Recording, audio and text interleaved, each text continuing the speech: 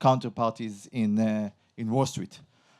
We do some late stage, but most of the AUM, the lion's share is mid-cap tech stocks. Basically, we say you can invest in NVIDIA yourself, and we want to be in the non-big tech companies. All right, so we are going to speak today about the energy constraint and the huge energy gap that AI creates for US and for the whole world. And I, by the way, started my career as software engineer at Intel, which is also a great place to start. All right, so what we're going to speak today is that first, US AI DC data center power, not DC like AC, power demand will grow threefold, fourfold, depend who you ask, by 2032, and we show the slide, which means but in 6-7 years, that will be 10% of US power consumption. That's huge. Power is already, of course, we know the bottleneck, but it's more than that. And if there are VCs or entrepreneur in the audience, it's the time to power. So if hyperscalers, they care, but they less care about power you bring in 2031, they need it in 2026, 2027, and they're willing to pay 2 times, 3 times, 4 times the the average grid, whatever you assume the average grid, and we will see some of that. Then we'll ask, okay, if we have so much power, and you need to basically build generation, build transmission, who's going to pay that? All right, will be the interaction between the consumers or the regulators to the hyperscalers, because that's raise the electricity price for everyone. So that's the problem. Then we come try to address what would be the solution, what would be the supply. So nuclear, we think nuclear is only could suffice very few of the gap. Natural gas, we think, would be the solution. And we think that all of these dynamic, the ripple effect, will be felt in Hadera, which means the Israeli main Israeli electric power plants, and we'll see, and we'll show why. All right. So every consulting, and I was also a consultant working for kind of the BCG of Israel. Every consultant respect himself have this kind of slide. They show how much the energy is going, or how much power demand in the US will come from data centers. So you can have BCG, McKinsey, Jeffries, Goldman Sachs, whoever you want. The bottom line is between 3 and 4 times from today, which is already increasing significantly. In terms of the overall data center consumption out of the US, so I use McKinsey, so we speak about 8% in 2030. As we said, it's going to be, let's say, 10% 2031, 2032. So 10% of the US electricity will be consumed by AI, data center, but most AI. And that's very important, because in the last 20 years, US power consumption was zero. Well, growth was zero. Basically, it stagnated. So the whole grid, the whole generation was used to no growth. All right? And now we speak about approximately 4% CAGR for the coming 7 years.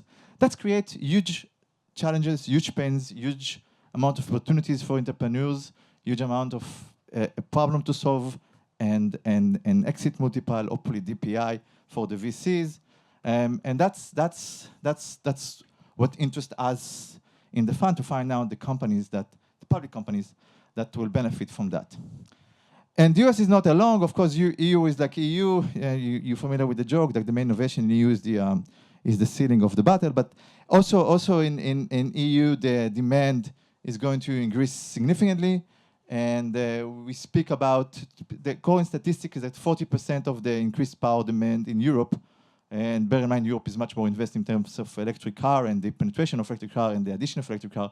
So 40% of the increase in electricity in Europe will come also from AI data center. I think it will be more, because I think the hyperscaler only is now starting to really raid Europe and build a data center over there.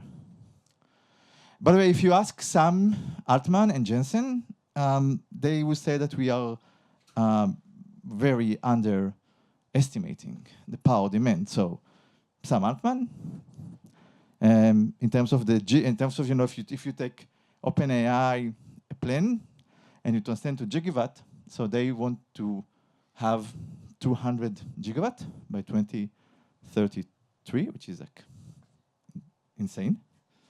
All right. And for every, and if you ask Jensen and Jensen will tell you, yes, for every NVIDIA generation, the power consumption is going up significantly. So in terms of the kilowatt per rack for the NVIDIA Blackwell, the current generation, it's approximately 200, for the Rubin 600, and for the next generation, Freeman, 1 kilowatt. By the way, that's create a huge amount of complexity in terms of voltage, in terms of voltage conversion and stuff, which create a lot of opportunities, because if there are problems and they're willing, if someone willing to pay a lot for them, and for every 1% of electricity saving, you can so that's create a huge amount of opportunities for a lot of people. It's kilowatt per rack. As a meg, okay, sorry.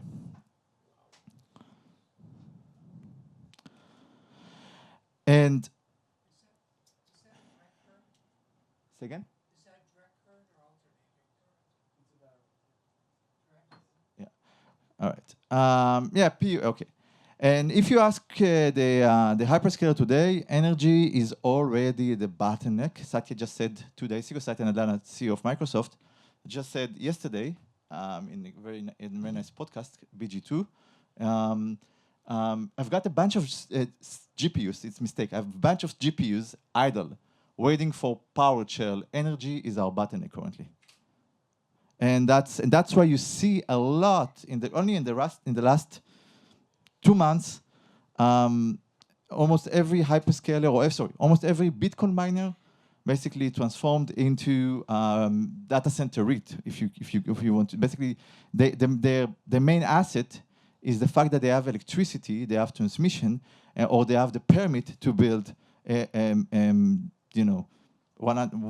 giga or 500 megawatt facility. And basically what we see now is a lot of deals between the hyperscalers to the Bitcoin miners, which basically, by the way, Bitcoin mining is the worst business in the world, but they realize that their asset, the main asset, is the fact that they have the permit, the electricity already there. And this is why we already see electricity prices in data center condensed area spiked. So if we look at by the way, that's from Bloomberg Energy. So in area where there are a lot of data centers, for instance in PJM, it's like in Pennsylvania over there, you see the rise in the price of electricity. All right, and that's create the friction between resident consumers to the governments.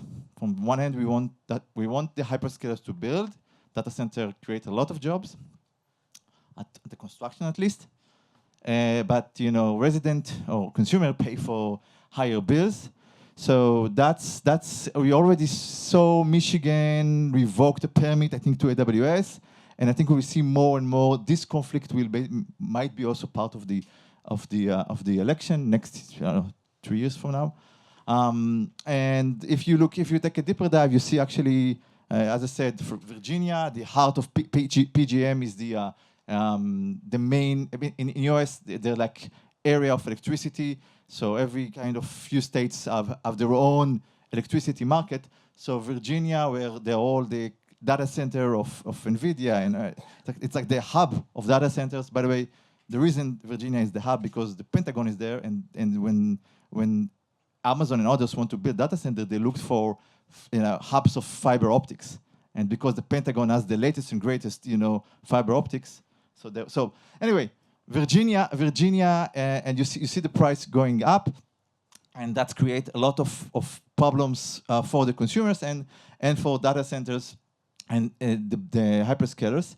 And the problem is now, just to articulate, if you take all the permits of data centers for the coming 3 years, not thinking about McKinsey slide, whatever, just taking all the permits or all the plans of the hyperscalers already in the budget, we are speaking, and deduct from them the fact that what's currently under construction, we are speaking about 45 gigawatt missing as in the coming 2 years.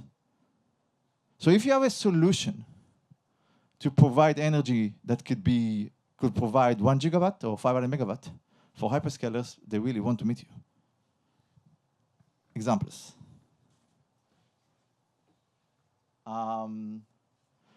So 2 examples. We see Caterpillar double their. It's not turbine. It's generator, reciprocatory engines. It's like basically the generators, which is very polluting, but the demand is so high that they are now doubling the capacity, and there are companies that help elevate that. Another one is fuel cells, which was very niche technology. It was mainly for backup because it's much more expensive than any kind of other electricity solution. So a company named Bloom Energy, which was mocked in the Valley 5 years ago as a very, very niche, even people say fraud or over promotional, went up 1,000% in the last year because of their fuel cell technology. They're now selling to Oracle, OpenAI, and probably another hyperscalers. Because they have the capacity to provide now by 2026 fuel cells that are far more expensive than almost any kind of energy source, but they can provide it now, and then maybe hyperscalers will take it and will install only for 5 years until they get connected to the grid, and then they'll move the fuel cell to another data center. So that's kind of the problem, or the companies that enjoy that. A lot of people says, okay, but nuclear, all right. And we have seen US finally revive 3 nuclear reactors. Microsoft basically revives 3 nuclear reactors again. That's currently, we see also the Trump administration plan about nuclear. That's on the paper. It's like on the paper. So if you look on the what's currently, we have that. What is currently proposed, and proposed meaning like in the process of of kind of even on the plan of building, is that there are great plans for 2050, but those are paper currently. And if they even start now, it would take 7 years to build nuclear. In China, by the way, it's the other way around. They are building significantly power plants. By the way, that's also kind of create an opportunity to listen the power of NVIDIA. And a lot of people, I guess, when I think about SMR, small module reactors, it's basically the greatest buzz and the latest buzz on the energy arena. Like small nuclear module reactors supposed to be safe and ability to work in much more, say, industrial or much more environment friendly, and much or less dangerous. If something happens, it's not like you have a nuclear contamination. You have very, very limited nuclear contamination. And the poster childs, of course, are the Oklo and SMR company. So, and that's basically the status of the SMR. So Oklo is the poster child of SMR. This is from few weeks ago, October 2025. It's a mistake. October 2025. So you have a great PR, great photo op. The SMR will be, even if they start to build, if it will be economical, if everything, if this is the status. Yeah. So and people that I get my nephew beats me. I know you have a great track record. You have performed the Nasdaq, you have performed the S&P, but my nephew beat me in the last 1 year because they invest in Oklo, in SMR, in quantum, all of these, bubbles. This is really, truly bubbles. Just to give you an indication, 30% of the quantum stocks are now held by retail Korean retail investors. So everyone that has, again, I'm not allowed to give any financial advice, and of course this is not any financial advice, but if history shows something, is that the chances that all this we are in a great, there are sectors in the market with which stocks can fall 90%, and I think quantum and SMR are part of them. But again, this is not financial advice, and I'm not allowed to give any financial advice. So that's the deal situation, and of course that's created huge problems. And just to show how how creative can be some hyperscaler when solving the problem, Elon Musk, Grok. By the way, who is using Grok here? Just to raise your hand. Interesting. Okay, interesting. So Elon Musk has a problem. You need to close the time to market with OpenAI. You need to build data centers with Grok, but it's really hard to get. Ken, Shela, what? You say energy. Yes. It's not really energy. It's a mixture of different things. It's not cooling you need for data centers. You need other technologies. Right. Involved in the energy mix. It's not just pure energy. Energy sometimes used for cooling. You can figure out another way to cool to actually lower the amount of energy needed. Yeah. Of course, data center create like huge factor. One gigawatt of data center. It's approximately 50 billion investment, which is approximately 25 goes to NVIDIA, 5 to another chip company, and 20 to do all cooling and stuff you mentioned. So that's exactly. So one gigawatt, by the way, is $50 billion capex. Think of that, the number. So if Sam Altman think about 200, it's like it's unfathomable. I don't know. So this is the 1 giga. This is the 1 giga data center of Elon Musk, built in order to compete with OpenAI. So you have to do it very fast. All right. By the way, he bought 50% of the generator, the reciprocating generator in the US. And if there's hurricane, you need to call Elon Musk and ask him to lend you some. Yeah, really. There are no. All right. And this is why Caterpillar doubled. It's insane. And this is I always like Elon Musk the way he thinks. So he has a problem. He wants to build 1 gigawatt of power plant, behind the meter, adjacent to the data center. But in Memphis, he couldn't get a permit because they are like pollution, emission stuff. So what he did, he basically built the data center on the border between Tennessee and Mississippi. So the data center itself, he got permit from Tennessee, and then he went to Mississippi, which is more red states, and there he basically put the GE gas turbines. All right. So this is the Mississippi. Here the gas turbines, and then there is a pipe of a few hundred meters of kilometers providing the energy to the data center that actually resides in Tennessee. Okay, to see how creative and how that really illustrates the pain. All right. So if we take a more long-term view, I know it's very sexy to speak about renewable, blah blah blah. It's okay. Renewable will be always be part. Blah, blah. But first, two things to remember. First, people forecasted peak oil for decades. They're still forecasting peak oil for decades, but oil or gas or let's say fossil-based fuel still continue to grow as a percentage of the energy consumption in the world and will continue to grow. Which brings us to where the demand or what could suffice the demand. And we see that here is from the EIA. So that's basically coal, the lower, the light blue. The blue is natural gas and nuclear is the green. So we see that in the coming years, natural gas will be the main source for generation, or this is where, we see a lot of investment, or will be basically, the problem will be solved by natural gas, all right? And it could be via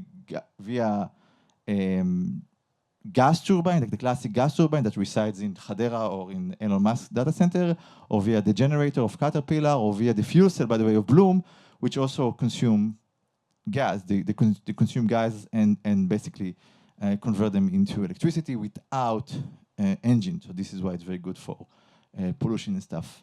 And the problem is that, because we are not the only one that know that. So, and the hyperscalers, they're really good and looking forward.